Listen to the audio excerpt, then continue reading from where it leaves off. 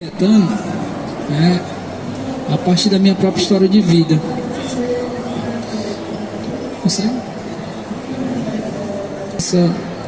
Se guiar pelas afrodescendências.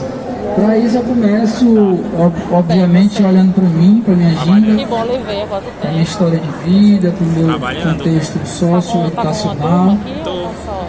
E aí vou chegar lá no Cariri, que é onde eu resido atualmente. Só assim consegue rapidinho, né? Não, mas eu venho olhar para Capoeira lá com a formação do Cariri enquanto território social urbano. E aí é justamente onde eu, a partir disso, olho para a educação dentro desse contexto. Depois disso eu vou olhar para saber como falar, como a capoeira educa numa escola, como ela pode educar na educação formal, porque até então a gente educava na educação informal, mesmo assim sem esse contexto científico, né? Sem essas metodologias de ensino, de aprendizagem. E é justamente onde eu chego e evidencio essas possibilidades, né? Possibilidades essas que eu vou até ler um pouco aqui, né? No pós-fácil que foi feito aqui, que é justamente a capoeira, como a maioria de nós conhecemos, é traduzida como uma importante manifestação cultural brasileira que dialoga com os pilares da nossa formação humana, cultural, social, ética e histórica. A pesquisa justamente reafirma esse pensamento, né? A gênese da capoeira que se alicerça dentro de um longo e contínuo processo de resistência, que tem buscado defender o conjunto de saberes e valores ancestrais afrodescendentes constituídos de seu arcabouço. Não podem ser traduzidos apenas como algo visível aos olhos, né? Ela é resistência, capoeira é memória, identidade, é resistência, é também pluralidade, pois não pensa nem se constrói sozinha, mas no coletivo. Aliás, essa importante característica é o processo basilar da proposta aqui compreendida. E aí o trabalho busca justamente intermediar o ensino, né, que se assenta nos pilares previstos da Lei 10.639, por meio da capoeira. E é onde justamente eu chego com a ideia, e não com a ideia, mas com um olhar voltado à potencialidade da capoeira para a educação, sendo guiada pela Lei 10.639, que exige que seja ensinada a história e cultura africana e afrodescendente brasileira, né, em nossas escolas.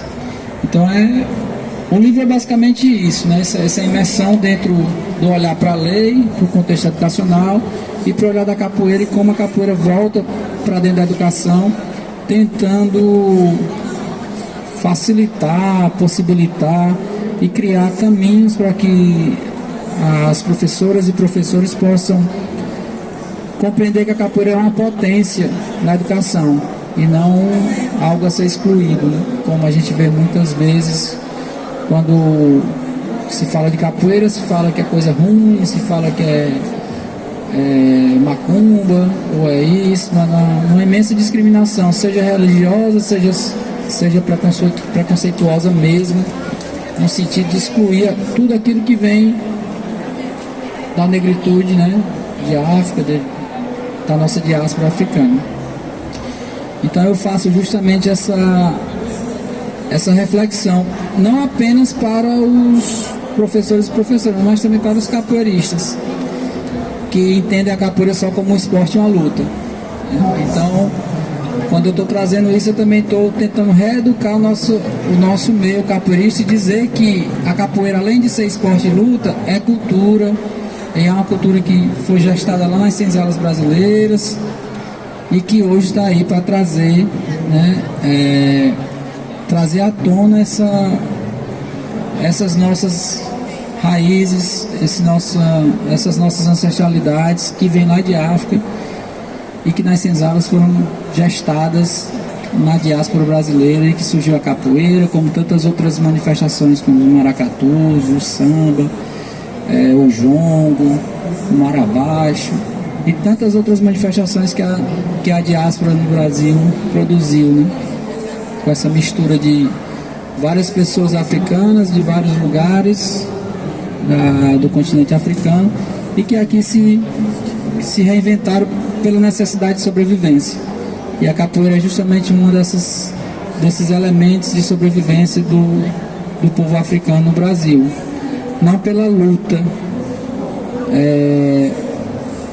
não pela luta física também, que houve isso, mas principalmente pela luta emocional de guardar os seus pertences simbólicos, sua cultura, sua forma de ser, sua forma de vivenciar o mundo e seus dialetos.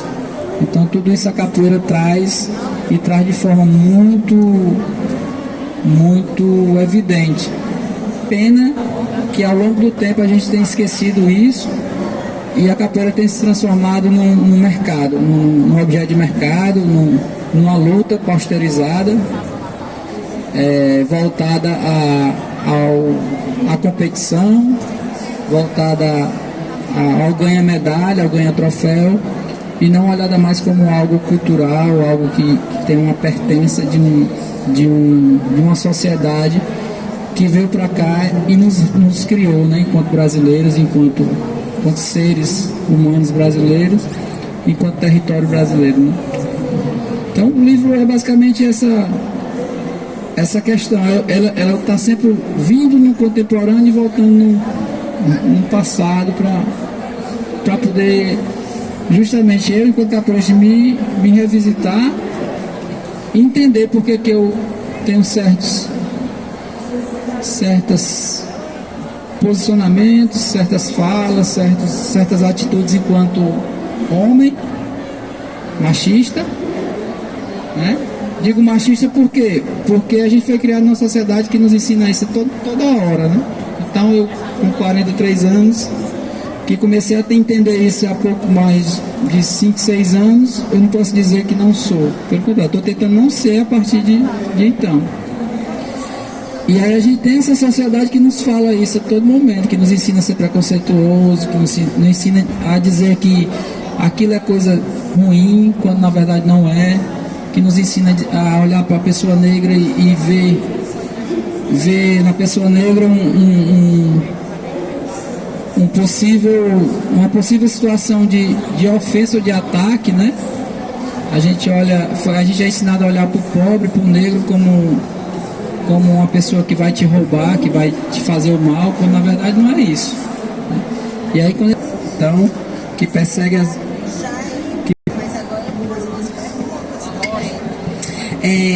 a capoeira, ela é muito potente, como todas as manifestações africanas, afro-brasileiras, né? Essas manifestações africanas na diáspora. No caso aqui no Ceará, eu coordenei durante 5 anos uma escola chamada Conceição Mourão, lá com a sua ginga, a sua dança, a sua corporeidade, e também suas regras, né, porque a capoeira tem regras, tem respeito ao mais velho, que é o mestre, e também o mestre respeita o mais novo. E essa capoeira aconteceu pelo menos durante 5 anos que eu estive lá, e potencializava esses alunos, sabe? Assim, eles transformavam esse comportamento que a gente considerava indisciplinar, né? E eles voltavam e contribuíam muito no cotidiano da escola, da Prefeitura de Fortaleza, há 22 anos.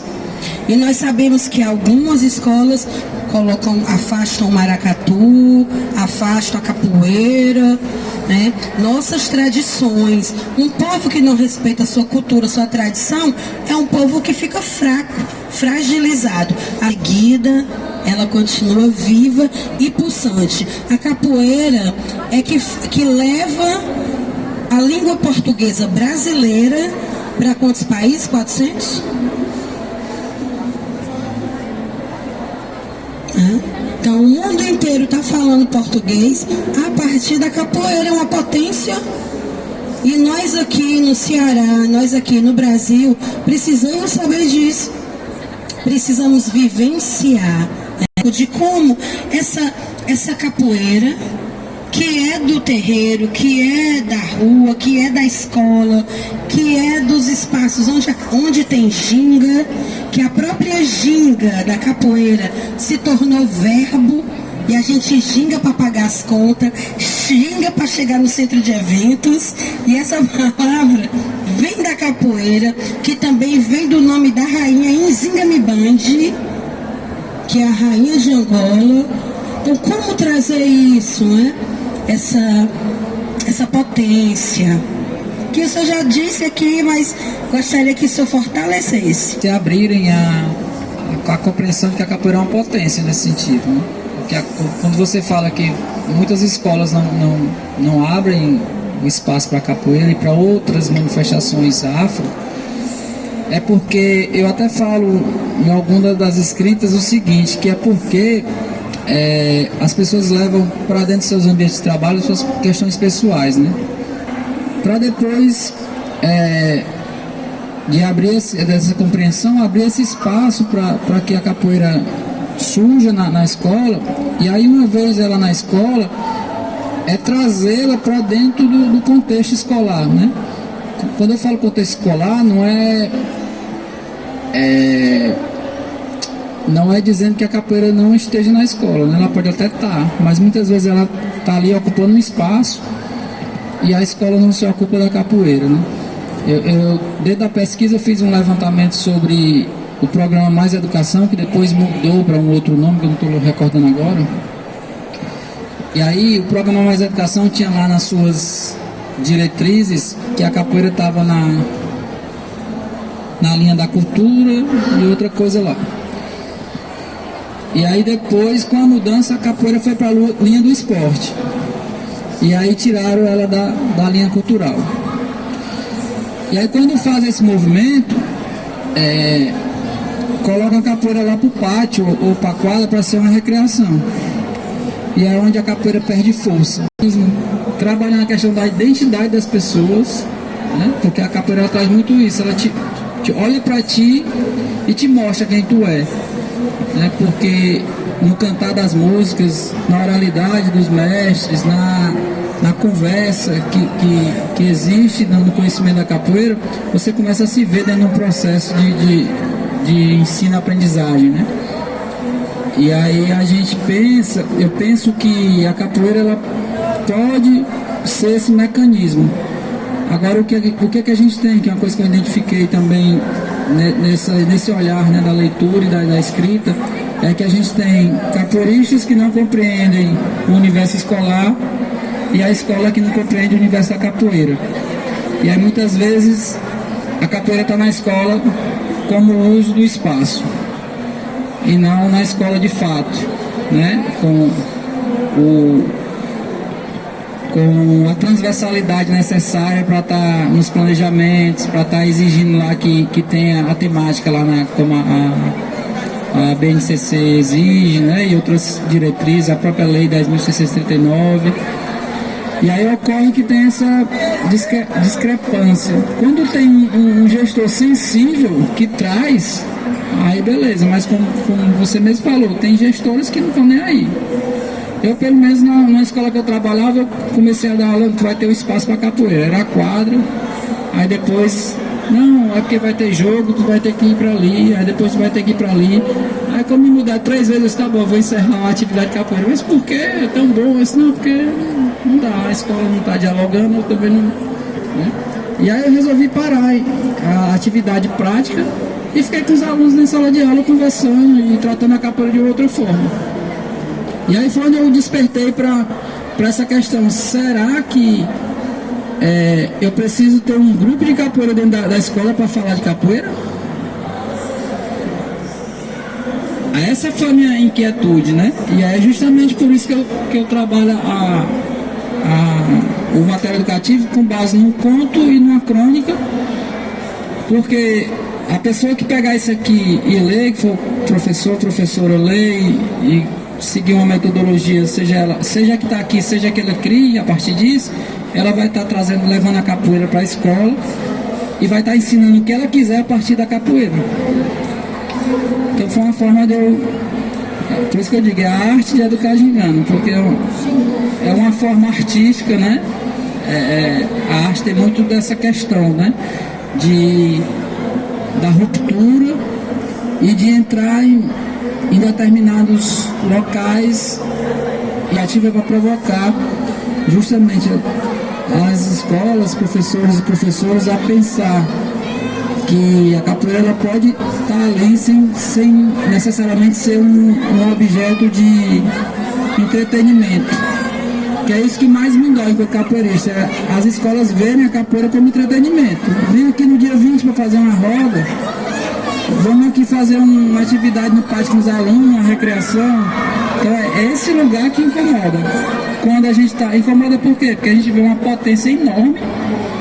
Para mim, aí eu posso ser eu puxar o saco para mim, mas assim, para mim a capoeira é a manifestação cultural afrodescendente que mais carrega os elementos de África. Porque enquanto a gente vê outras manifestações que só tem música, que só tem a dança, que só tem ou a música ou a dança, ou que só tem a questão ritualística religiosa com a música, tudo isso. A capoeira tem o corpo, tem a música, tem a dança, tem a religiosidade, tem a ritualidade dentro. Então ela meio que engloba tudo, né? E se a gente olhar bem e aprofundadamente, ela vai trazer todos esses elementos.